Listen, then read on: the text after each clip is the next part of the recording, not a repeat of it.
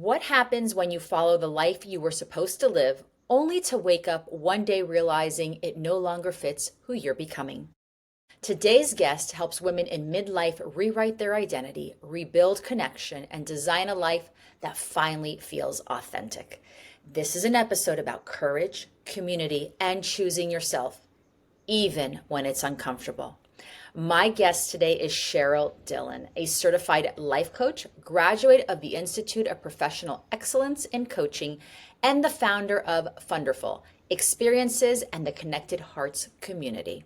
Cheryl helps women in midlife connect to themselves, their purpose, and meaningful relationships during one of life's most powerful transition seasons. Cheryl, welcome to Reinvention Real Talk. I am so grateful to have you on. Thanks, Karen. I'm really happy to be here. Thank you so much for joining me. And I want to get into it with you because we have so much to speak about. So let's just go. And before Funderful Experiences ever existed, I want to know, who was Cheryl Dillon and what was your life like when you were living inside expectations rather than intentions? That is a great question. Those expectations, they really started at a pretty young age. Yeah. At this point, I'm in my mid 50s, which I don't know how that happened, but Blink of an eye, right? I grew up in the 80s and I was in a suburban neighborhood in New Jersey. It Hmm. wasn't even a question of, are you going to college? College, it's where are you going to college? So that expectation was already set Hmm. by mother Yeah. Yeah. and society's expectations. Hmm. And then after college, of course, you knew then you had to find a great guy and get married because that was the next expectation. And of course, then children and, getting a good house and having a good job and making a lot of money and, acquiring a lot of material things.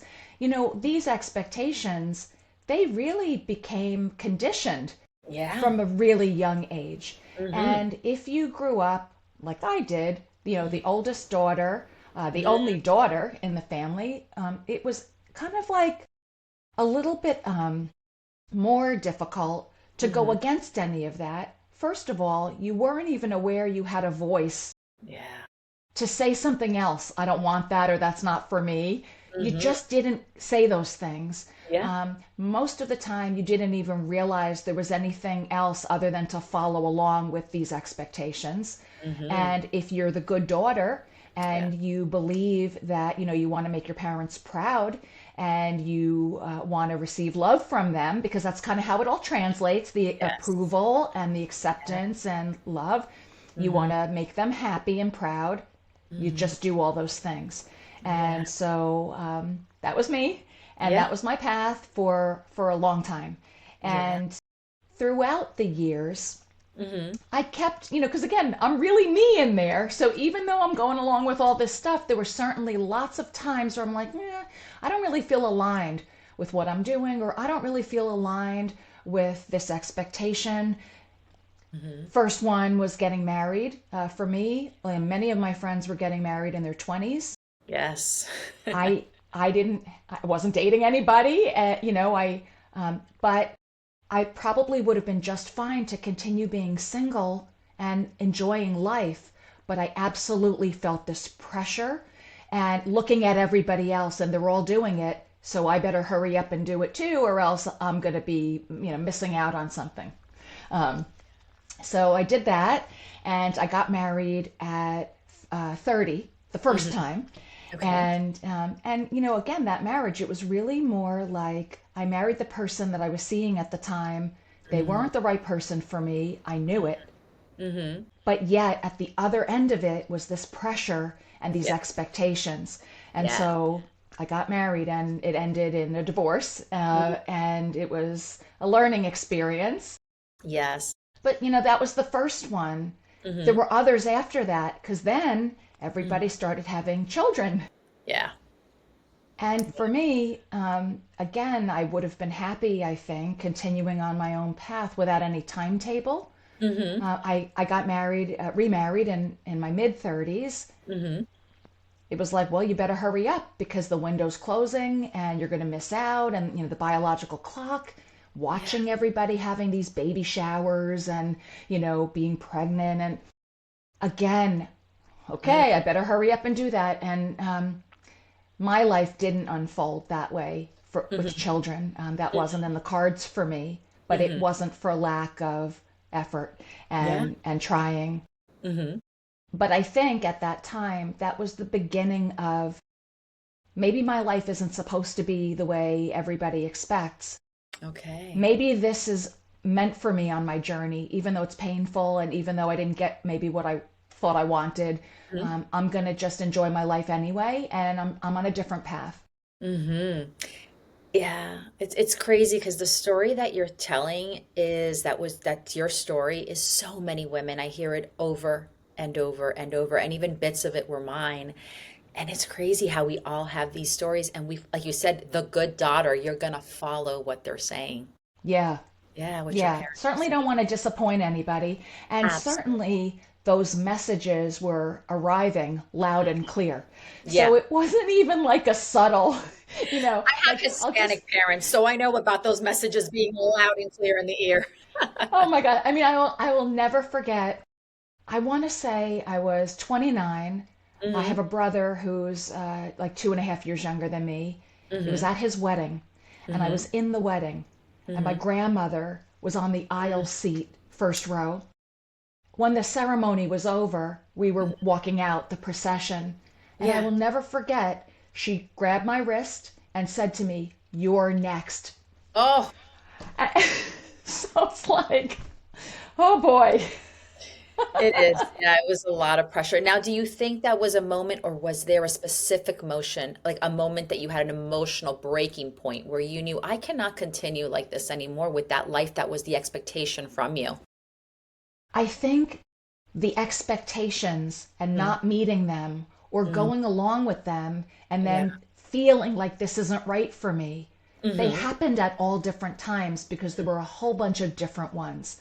Yeah. And of course, the first one I shared was getting married. Yeah. The second one was the pressure to have children. I Hmm. remember for that one, same thing. My mother, real traditional. You Yeah. get married, then you have kids. Hmm. I'm living with my, new boyfriend. Yeah. Things are serious, but we're not engaged or anything. And already she's starting to drop hints about how she'd like to be a grandmother. Ah, yeah. And I'm like, I'm not even engaged. Yes. Yes. Like, what's come over you? Yeah. Because this is not anything you ever would have said to me. So so that was like kind of the beginning stuff, Yep. family issues. Yep. The breaking point. Yeah. Then there was the career stuff. Mm. And, I was very driven, Hmm. very type A, overachiever. Again, I wanted to make my parents proud. Yeah. At the time, I was putting a lot of my self worth Hmm. into how much money I made, what my Hmm. title was, how Okay. important I was. Hmm. Yeah. I was in my 30s, and I think that's kind of a decade of a lot of that, but Yeah. I did pursue it all. I Hmm. was very driven. I worked really hard, Hmm. but I wasn't always in positions that I particularly enjoyed, Mm. but Okay. maybe they came with a big paycheck, or Yeah. how on earth could I switch to something else? I'd have Yeah. to start all over again. And, sometimes I think you feel like you're on a path, Hmm. even though you can always take a turn, you Yeah. don't realize that. You Yeah. feel like you have to keep going, keep Yes. driving forward, even Yeah. when things don't exactly align. Hmm. And so that was another avenue where, I worked for a bunch of years. I had the corporate gigs. Hmm. I had a good car. I had a good paycheck. Hmm. I bought a good wardrobe. Yeah. But after a while, it was I couldn't ignore anymore that I really wasn't feeling fulfilled. Yeah. You were doing what society had told you Cheryl should be doing, not what Cheryl's soul was Yeah. telling you. Yeah. And I had people around me, other Hmm. successful women, Hmm. making good paychecks, driving good cars. Yeah. The Yeah. thought of swimming in a different direction Hmm. was really overwhelming, and I was really terrified of Yeah. even considering something like that. But Yeah. eventually, I couldn't ignore it anymore, Hmm. and I wound up leaving the corporate world, Okay. started my own business, not this one. I've Okay. had many businesses through the years, but starting the first one. Okay. And so that was, again, the beginning of the professional, not Mhm. going with the flow. Yeah. And this whole time you're still married, or are you still trying to figure out yourself, or no, or Yep. I got remarried yep. when I was 35. I've been married for 20 years. This year Okay. is Oh, 20 wonderful. years. Yes. Yes. I finally got the right guy, Got the and guy. Yes. Yes. Yeah. Yeah. yeah, and he's my best friend. We have a great relationship. I'm so lucky. If everything else in my life is messed up, I have one good thing, Yes. and Yeah. somehow I got the relationship correctly the second time. But that came from a lot of inner work on myself, and a lot of growth, and a lot of taking responsibility, maybe Yeah. for not living aligned Hmm. with my values, and you know, so Absolutely. And yeah, people don't so realize that you have to do the inner work. You have to be able to listen to your inner self also and do that work and to find yourself. They're scared. It's scary. I mean, I don't know for you, I know when I went down that path at first, and I always say we're on that path till the day we die. We're always yeah, trying to better ourselves and work on ourselves. But it's very scary because you have to face um, a lot of people say, oh, your demons or your baggage. I like to call them your lions. Like you have to tame your lions. And when you're facing them, it's very hard. It really is. it Because you have is. to answer to yourself and no one else. Yes, Yeah. I call it your gremlin, Okay. the Gremlin. gremlin, and the gremlin is the critical inner voice Yeah. that is judging you, criticizing you. It's your own voice, Of course. basically beating Yeah. you up and Yeah. making you feel absolutely terrible. But what wound up happening after the divorce, Hmm. while most people would jump right into another relationship because they Hmm. were lonely, or they were feeling, Great. Yeah. rejected, or they didn't want to feel the feelings, so you jump into another relationship right away. Yeah. I actually took a smart, I made a smart move at that point, and I was Hmm. seeing a therapist, and I Hmm. didn't want to see anybody during that time. I didn't want to do anything other than heal, reflect on what happened in that marriage, make sure it never happened again, Hmm. and take responsibility for my part in it. Hmm. Hmm. And after all of that inner work, I Hmm. actually never wanted to get married ever again. Wow. And I'm from the East Coast, so I had a couple of F words in there. I will never effing get married, ever again. The Jersey girl came out. The Jersey girl came out, Yeah. and of course, that's when I met my now husband. Of course, But what God was said to you, the amazing, universe said, I have other plans for you, Cheryl. that's right. But what I think was really meaningful, Uh-huh. after I did all that work, I Hmm. realized I was more comfortable in my own skin. I knew Yeah. who I was more. I knew Yeah. what my values were. I knew why I attracted that kind of partner. And a Hmm. lot of it was my own feel, like low confidence, Yeah. low self esteem. I know I was attracting it right back to myself. And I Yeah. spent a lot of time working on that. And once I did that, when I said I never want to get married again, was really more, I don't I don't feel like I need somebody else to make me happy. Okay. I Yeah. feel happy and independent on my own and capable. Yeah. So I think when I met my husband Hmm. now, I was in the right place because I didn't need somebody. I wanted somebody. I wanted him to be part of my life. That's the difference. Need Yeah. versus want. Yeah. Hmm. Oh, I love that. Yeah. And you had to go through that journey. Um, and I love that you did it after your first marriage. Like for me, I didn't. I came out of a 19-year relationship and went right into another relationship, which was what my big mistake out of fear. And that was mine, and stayed in that for several years when I never should have. And after that relationship ended, which it was very hard to get out of that relationship, for a number of reasons. Hmm. But once it did, and I said, no, no, no, no, I have one life. I got to get out of this relationship. This is not what I want for my life. That is when I took time to heal. But now I was grieving two relationships, and especially the end of a 19-year relationship Yeah. that produced two children and a marriage and two families that were combined and then separated. And so I had to heal from that one 5 years later, and then the one I had just lost that I let go of. So it was very hard. I love that you had that knowledge or that intuition that you had to go ahead and heal yourself. And when I do give advice, that's what I say. Don't be afraid. I know it's scary, but to do what you did. So, kudos to you, and I applaud you because that was wonderful that you did that. Thank you. And I just want to say something to you. I don't know if you look at things this way. Hmm. Sounds like what you went through was pretty overwhelming and pretty Yeah, significant, yeah, significantly painful. yeah, I don't yeah, believe in mistakes. yeah. I believe that if you can um, get the wisdom out of that Hmm. and get the learning from it, that was Yes. part of your journey also. So even though you might want to beat yourself up, I Hmm. shouldn't have gone into this one, or Yeah, I should have taken, like, this word should yeah, is a really disempowering word, and yes, it makes it like you're the victim. You did yeah, something wrong, and I hmm, don't agree with that. I yeah, believe that for you, unfortunately, sorry you had to go through it, but yeah, yeah, you were meant to go through both yeah, and yeah. then to look at it all, and hopefully you're in a better place because of it, 100%. I mean, a 360. And I love, and thank you for saying that, because it did. And like you said, your gremlin, what I call my lions, Yeah, is that is the hardest voice. Like you said, it's the one beating you up. It's the one that is the last to forgive you.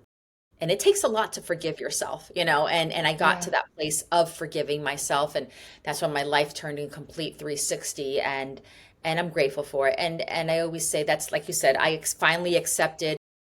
It took me like 2 years of like really, really a lot of therapy and a lot of inner work, but where I said this was the way it was supposed to work out, and yeah. you accept it and you forgive yourself and you move on, and that's when everything, like the skies part and your life changes completely. So it's Yes, wonderful. Yeah. absolutely. And now I'm guessing probably your greatest gifts came from those experiences. So now if you're helping other people, Yes. you know, feel better or less alone, or giving them some encouragement or some tips or things to think about, then again, it's unfortunate that happened for you, but it sounds like it's going for the greater good of So yourself and everyone else. absolutely, yes. All right, moving on because we have so much to talk about here. Let me ask you, why do you believe midlife can be so disorienting for women, even when life looks successful on the outside? Well, you just look in the mirror and that's the beginning of it. Okay. What's happening? There are so many changes in Mm-hmm. your body, Mm-hmm. some that you can visibly see when you look in the mirror, and Mm-hmm. obviously, you feel young still in your brain. Yes. The appearance doesn't match. Uh-huh.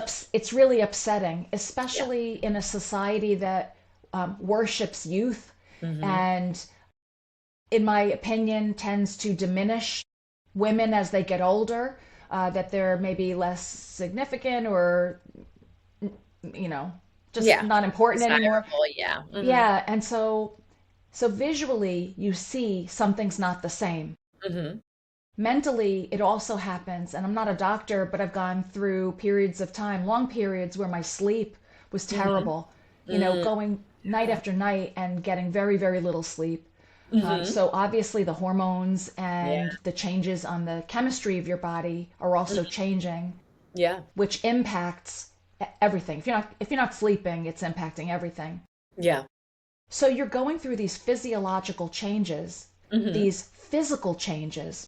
Mm-hmm. At the same time, maybe you don't have the same energy as you used to.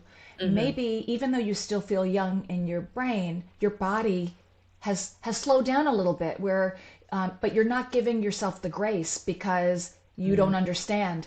Yeah. It's Yeah. hard to reconcile what's happening. Yeah. So Yeah. these midlife changes, your parents are getting older. You That's another have, subject. not me personally, but a lot of my friends and clients, you Yeah. have teenage, college age, adult children, many of Yeah. them who are still living at home. Yeah. So you're financially supporting these kids, emotionally supporting them, trying to be there for your aging parents, the Mhm. sandwich generation. You Yeah. have your own, pardon my French, shit that's going on for Yeah. yourself. Yeah. And you're trying to keep it all together, continue to be that responsible daughter, that good daughter, that strong woman. Hmm. It's really hard to keep all of that up. Yeah. There's a lot working not in your favor. Yeah. So I think Yeah. that's a big part of it. Yeah. And I think as women, we're given more responsibilities in society. And I had the other day, I was speaking with a client and she's like, exactly what you said. She had adult children at home. She's still trying to deal, she's married, so she had to deal with her husband. She's, with issues because, as you grow, you never get the same person that you married initially. You have to grow with each other and you're getting different versions of each other. Yep. And then she's caring for two aging parents and she's trying to do her business and she just broke down and she's like, but when is this going to end? Like, when am I going to Yeah. have my time? And Yeah. yeah, it's really it's something hard. Now, what identities do women most often grieve in midlife? What is your opinion on that? Uh, I could tell you from what I'm grieving Hmm. is my appearance. Okay. And really, beauty, Hmm. appearance, we're always our own worst critic when it comes to, body image, Yeah. Oh, appearance. yeah.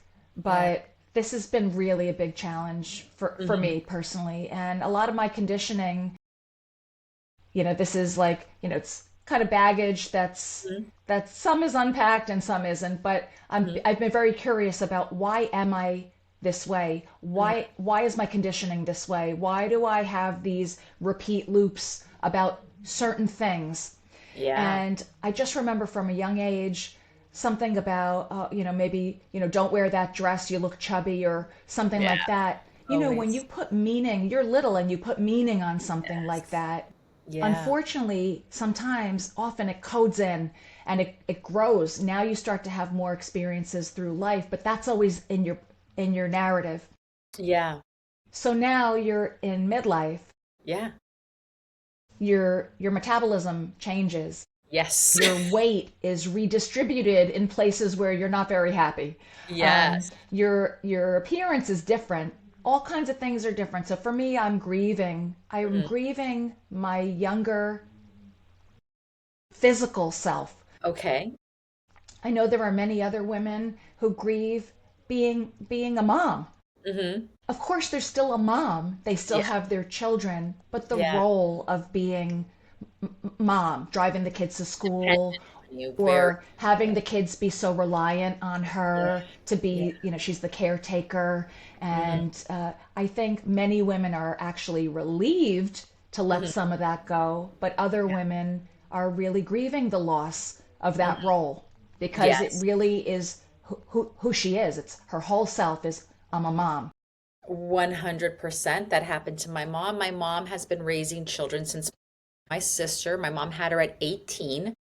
My mom now is 82, and at 80 years old, between the four of us, then grandchildren that came after, which she always took care of them, Yep. that was her mission. So when the last grandchild, who now is 7, 2 years ago went into kindergarten, my mom since 18 has been raising children. At 80 was her last one.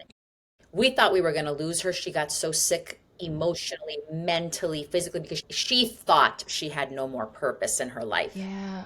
that Oh, it wow. was gone, that was her role in life, was to raise children.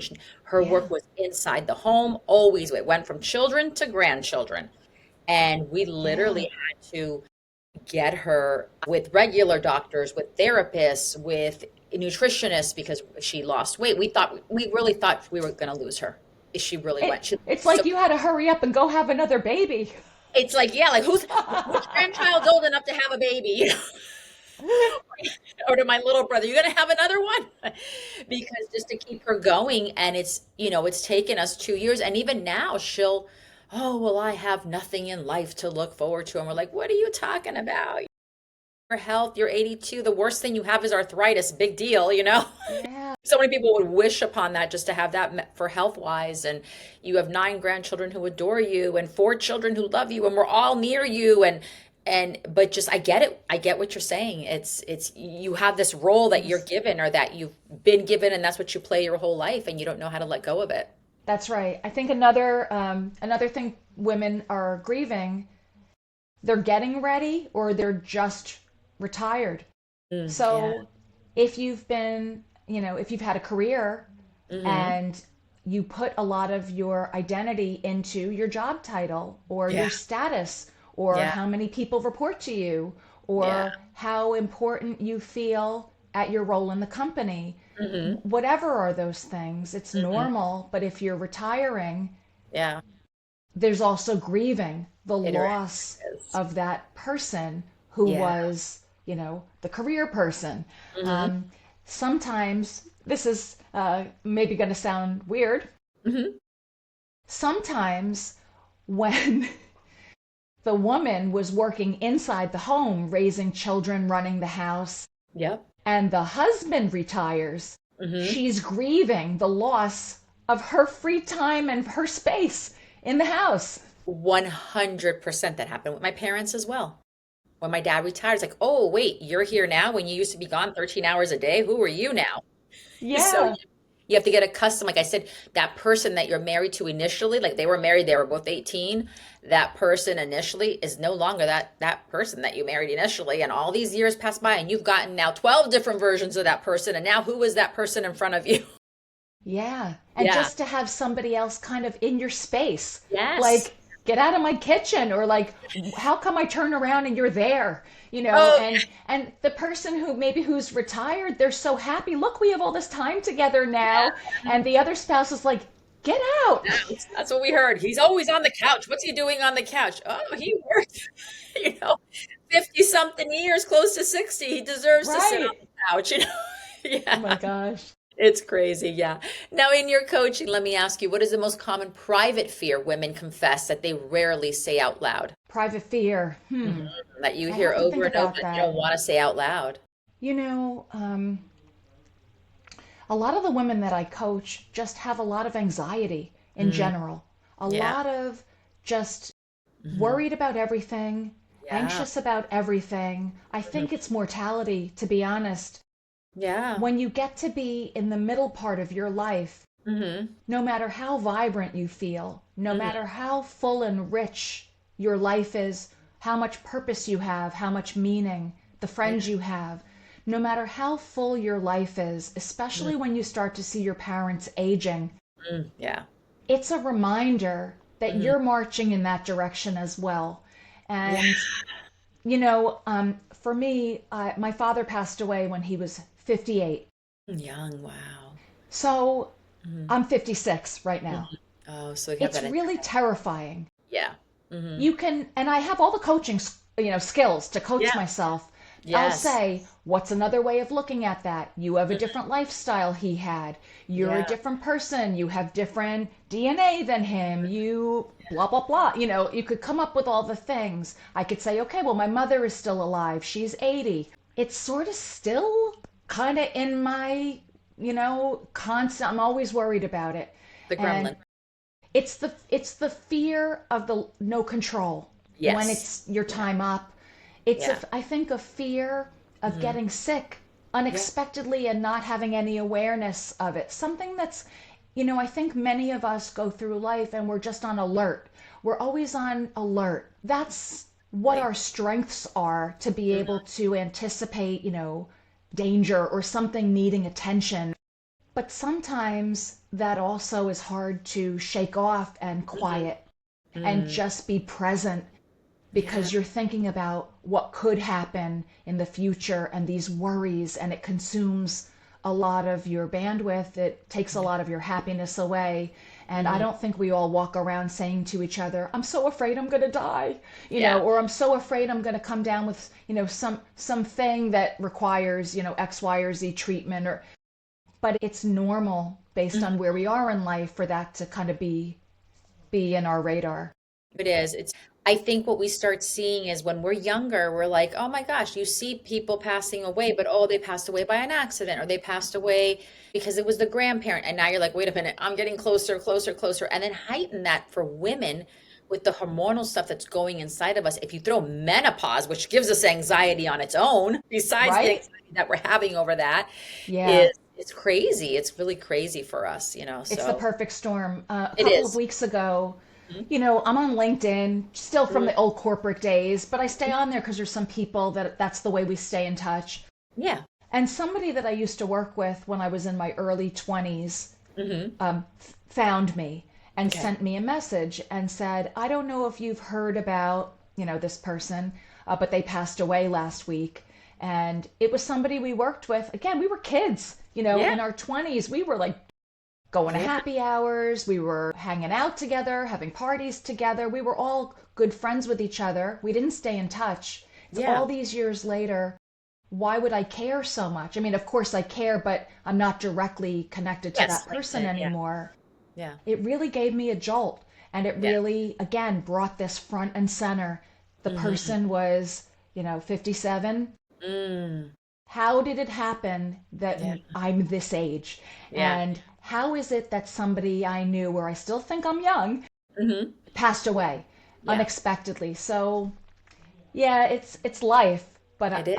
I think it's something we don't often really talk about, but it's present for many of us. It is. It's something that we need to go through and kind of be able to tame that within because if not, we're going to live in fear and that's really not good. So Yeah. let's pick up on a lighter note. Okay. I want to talk about Funderful Experiences and Connected Hearts. What inspired you to create Funderful Experiences? That's a great question. Just a little backstory. Hmm.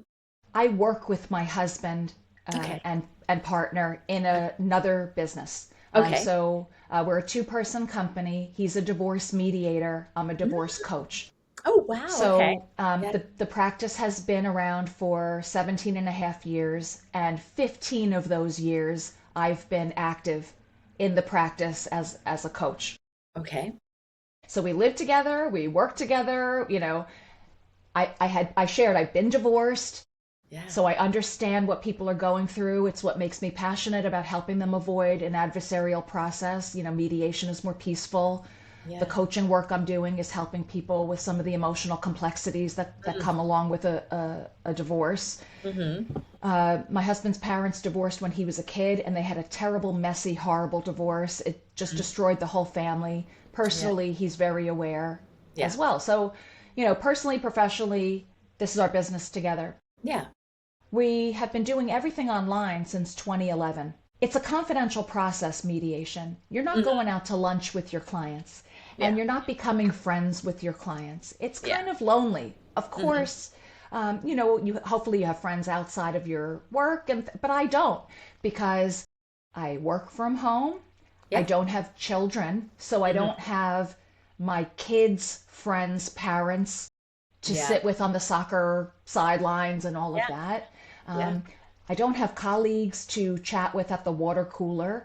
Hmm. I moved to California in my late 40s. I Hmm. don't know anybody here. So Hmm. again, there was really luckily I love my husband Joe, but other than that, I really didn't have any community, any social outlet. That was the beginning of, okay, I'm feeling a pull. I want to do something else. Not instead of equitable mediation, but in addition to it. I want to do something else that's joyful, that Hmm. is local, that is feeding my soul, that's Hmm. letting me be surrounded by other women who are in the same headspace as me, where we can all support each other, have Yep. silly fun together, talk about Hmm. more deep, meaningful topics, kind of like what you and I are talking about, Yeah. and really. embrace this chapter of life instead of us all being worrying and walking around feeling terrible. Yeah. Let's turn it around. Let's make this, a really amazing chapter, vibrant, fun, meaningful, and our own. Like you say, doing everything for everybody. Let's make this our own chapter now. We're going to live authentically, and be our own self. Yeah. So it started percolating. And then last year, I went back to school for event planning.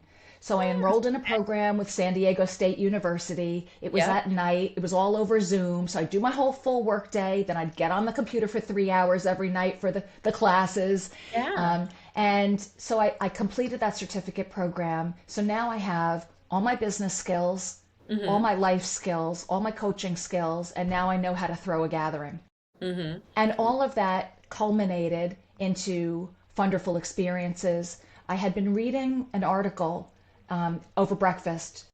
Joe and I read something called the 1440. It's Okay. news, but it's not politicized. It's really just more, Yeah. So it's a little better to wake up with that. Yes. Yes.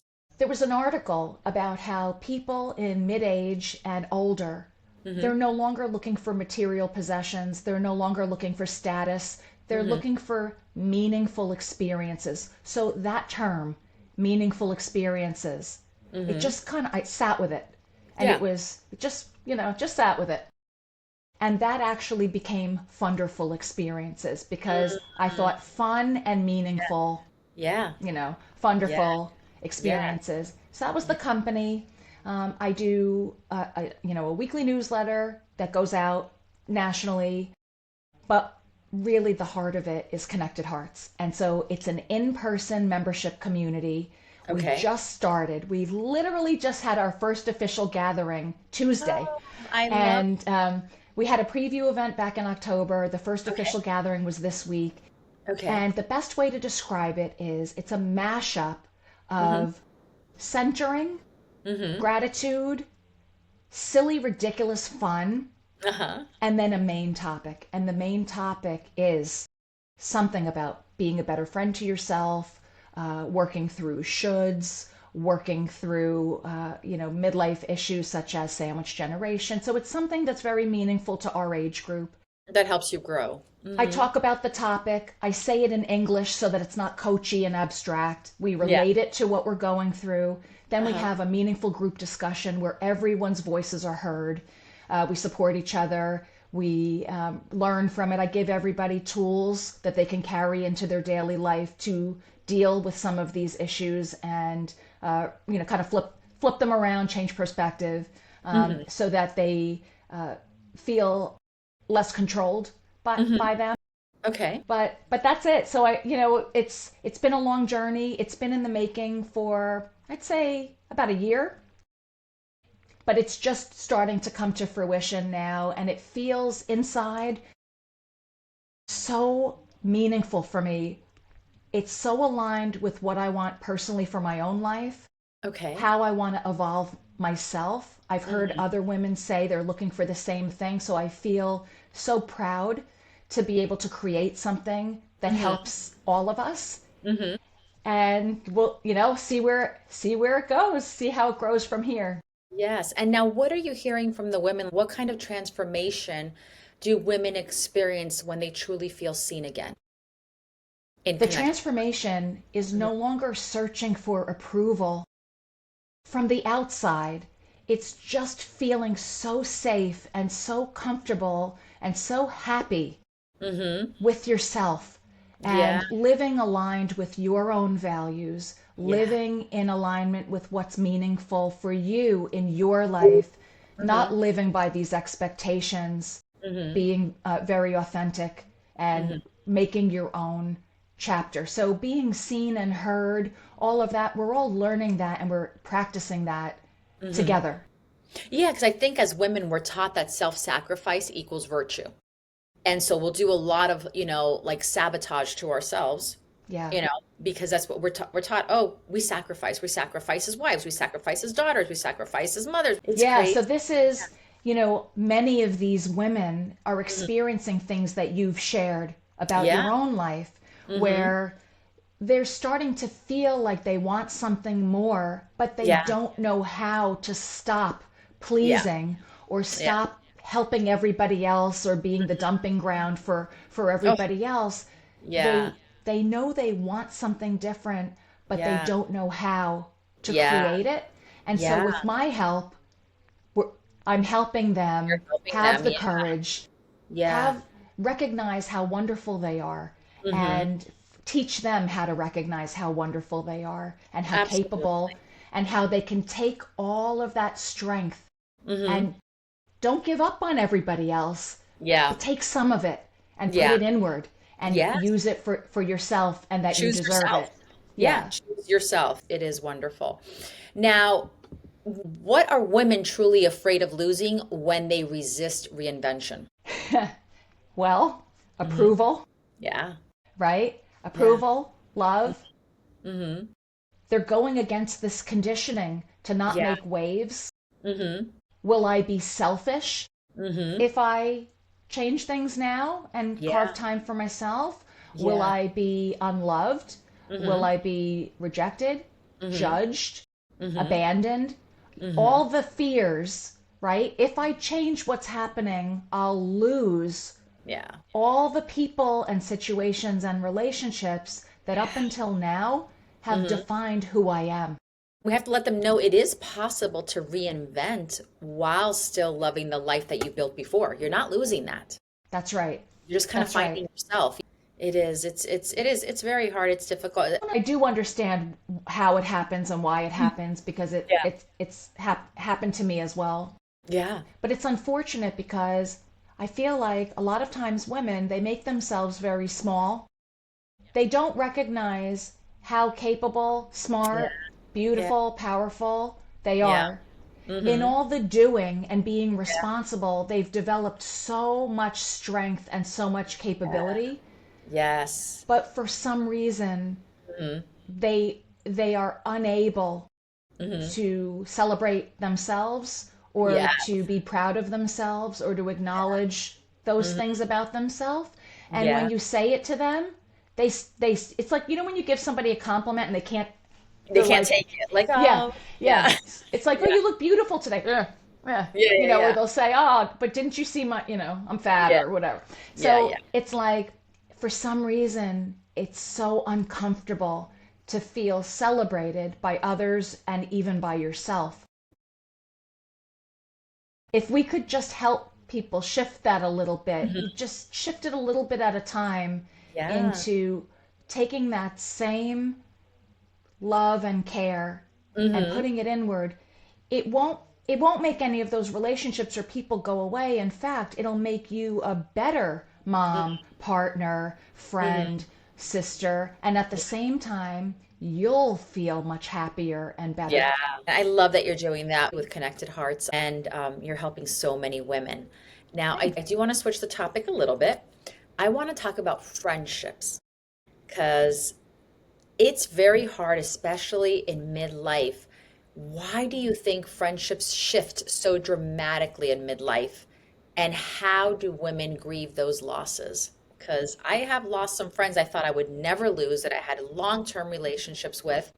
Something may have shifted, either I got divorced or they got divorced or I came up in what I was doing of my passions and they were never able to fulfill theirs, or there's just so many things. And I've seen with other friends as well that they've lost friends and they'll tell me, or I have a friend who had a friend since they were 14, best friends, and now in their 50s she's like, I don't know what happened to that friendship, I depended on her so much.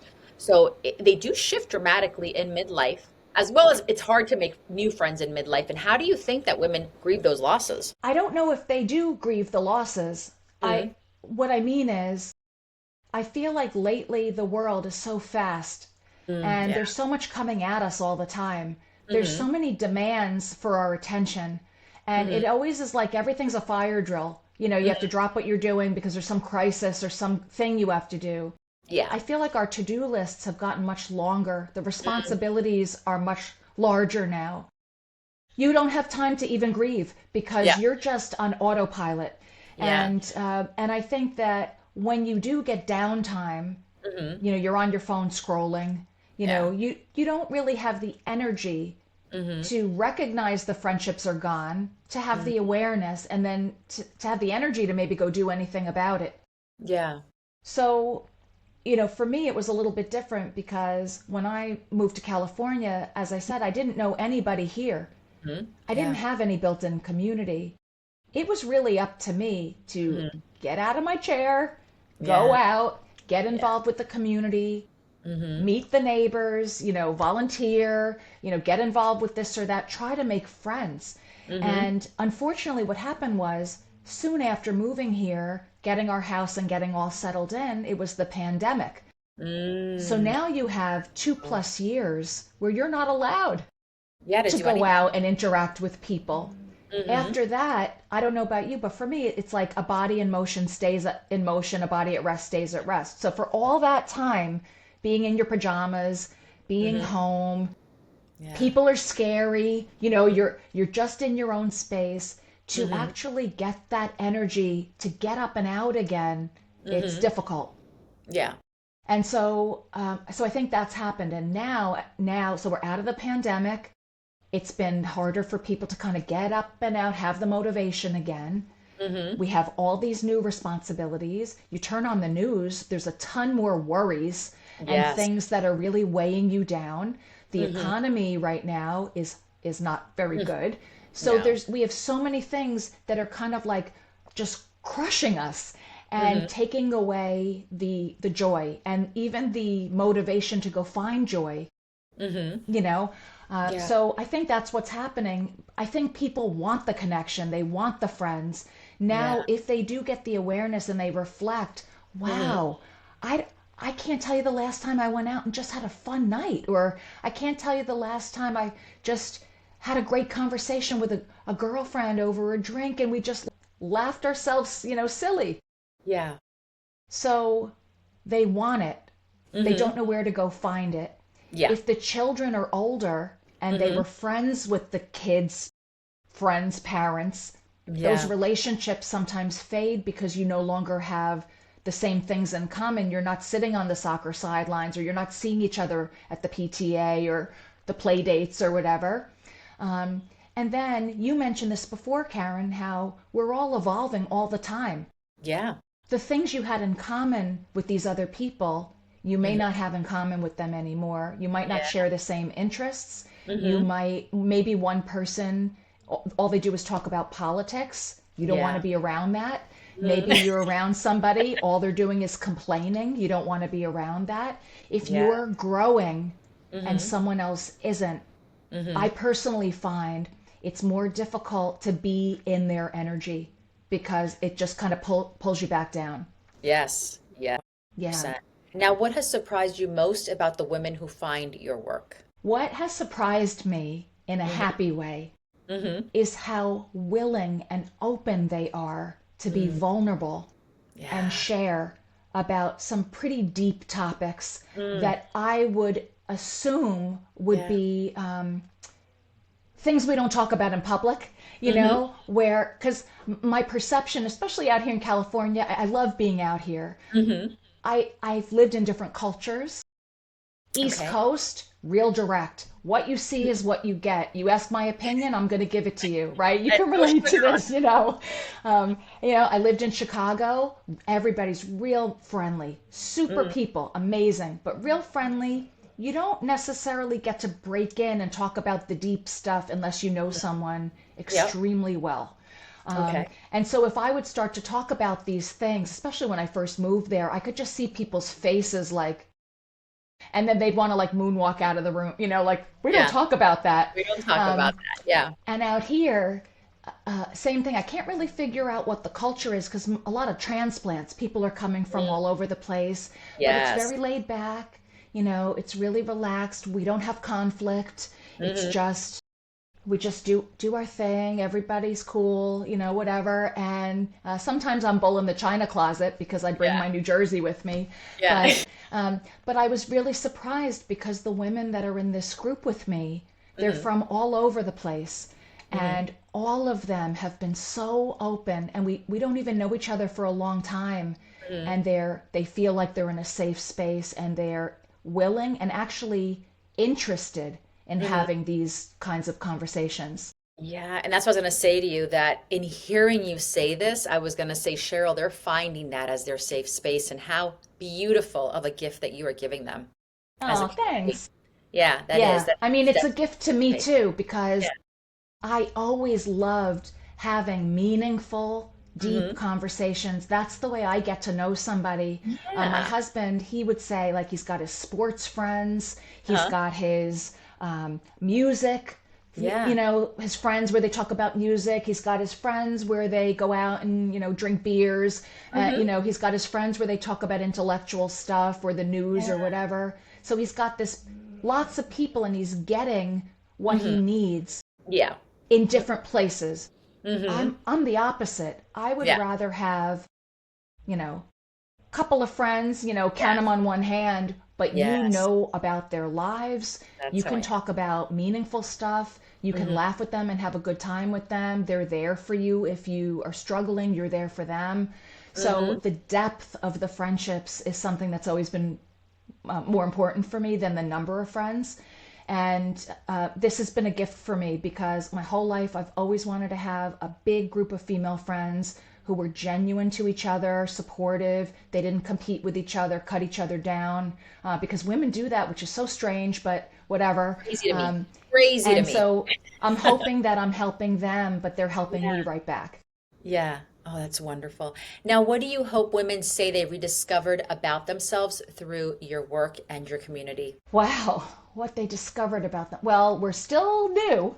so I'm not sure they've discovered it all quite yet, but we're on a journey Okay. to discovering just how perfect and wonderful and beautiful and smart and shining we Hmm. are.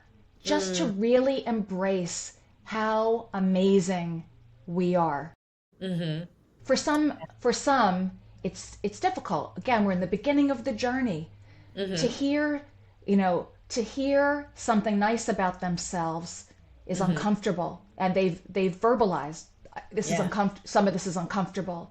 Yeah. They want it, but they're uncomfortable about it. Hmm. I asked them to say out loud, I love myself, and some Hmm. women couldn't say it.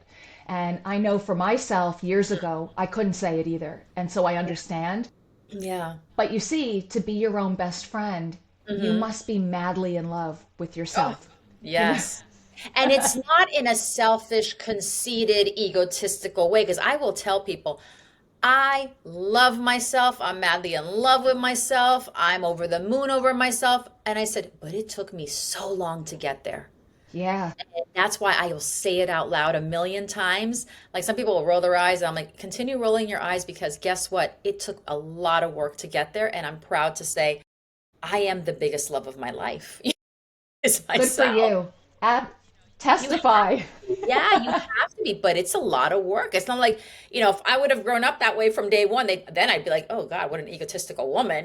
But it took a lot of work to get there to say, I love myself. I value myself. I have boundaries. I have Absolutely. certain expectations for myself that I would not expect from anyone else if I didn't, put that on myself. So That's there's it. three things I do love to say is I tell myself, I see you. I forgive you. I love you. I love it. I So I say look in the happy, mirror. healthy, safe, and loved. Yeah. When I'm worrying, I change it and I just say that over and over in my head because I feel like if Yeah. you have some kind of a mantra that you say over and over, there's no room Yeah. for the worrying Hmm. to be in there.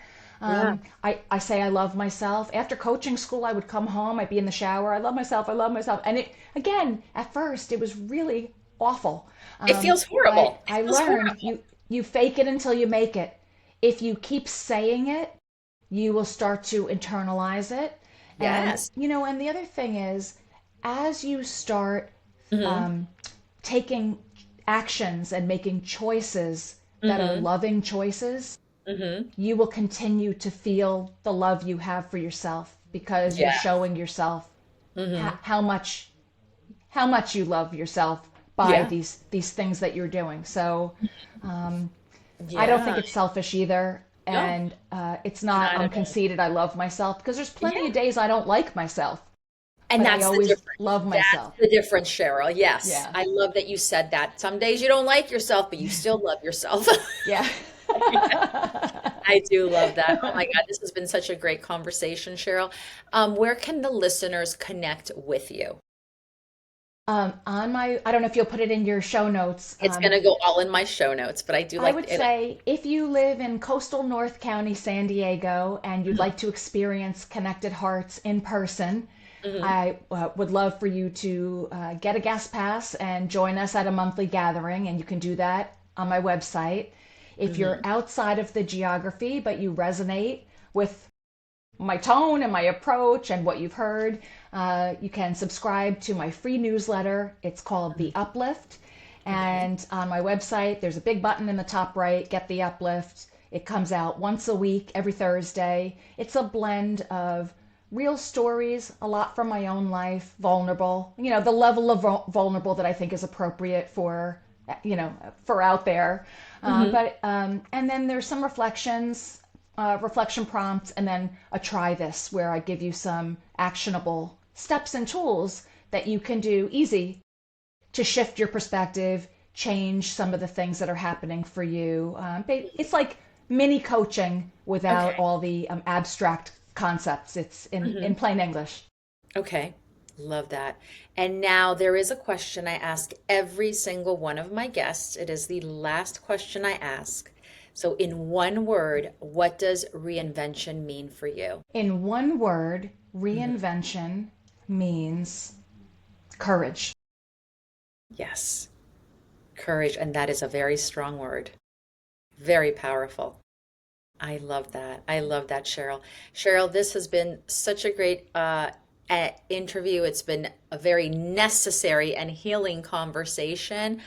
We've talked about identity, connection, loneliness, courage, and just the power of choosing yourself, especially in midlife. And I want to thank you so much for the work that you do and for the heart that you bring to the space and to women having to deal with all this. So thank you so much, Cheryl, for being on the show. Thank you so much for having me, and I've really enjoyed our conversation. I feel like we covered a lot of bases. We did. I usually go 30 minutes and we're going close to an hour, so you know the conversation has been good. I mean, listen, I'm from the East Coast. Why say Yeah. something in one word that you could Yeah. say in 100? So, I know, you right? know. Yes. And now for everyone listening, you can learn more about Cheryl's work, Funderful Experiences, Connected Hearts, and her newsletter in the show notes, as we had mentioned before. And this has been just an amazing conversation. I am your host, Karen Larea, and this has been Reinvention Real Talk. And until next time, just focus on becoming who you were always meant to be. Thank you, Cheryl. Thanks, Karen.